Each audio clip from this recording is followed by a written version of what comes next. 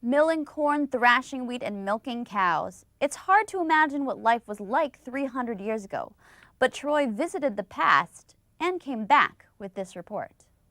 We're walking into a New World Dutch barn, which is a typical barn in the lower Hudson Valley during our period, used for the processing of wheat, which is on the floor here. People would use flails in order to thresh the wheat and remove the seeds so that they could be milled. We're here at Phillipsburg Manor, where we are taken back in time to life as it was in the 1700s. And believe me, life wasn't easy. The cell phone, the car, even the electric light were still hundreds of years away from being invented.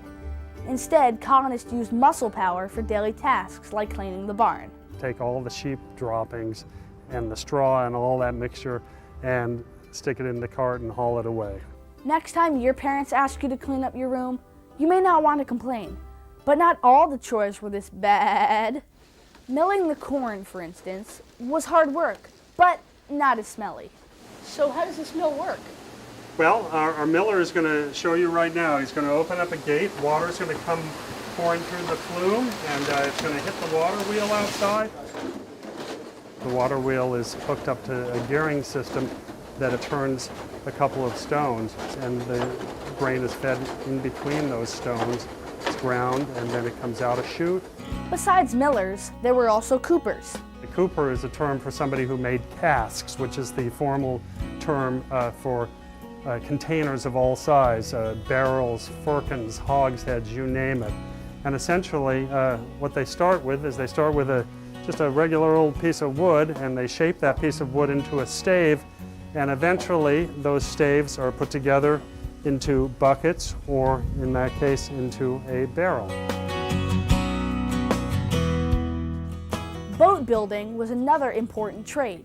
These teens are actually learning how to make an ice boat.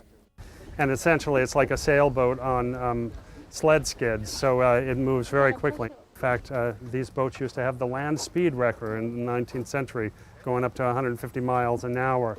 And as you can see, they dress in traditional clothing, and they use traditional hand tools in order to carry out this work.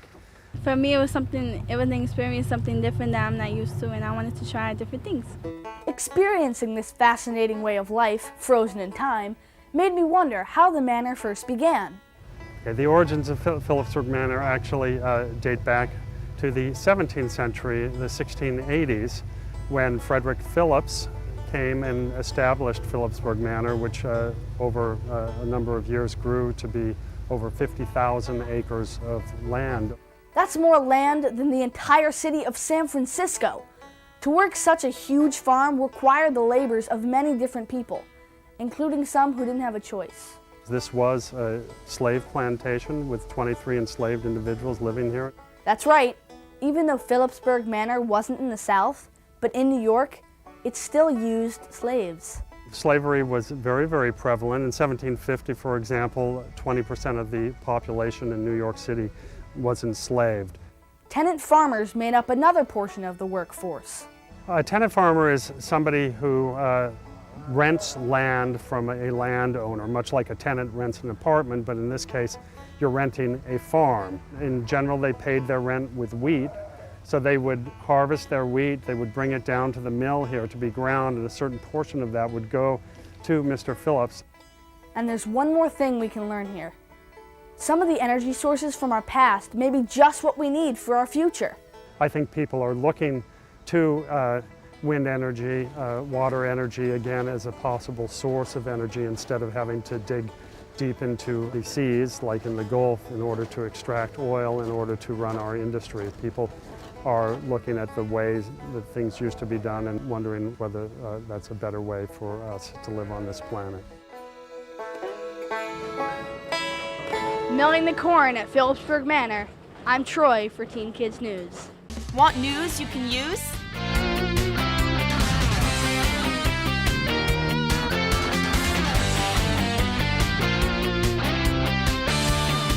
We've got it on Teen Kids News.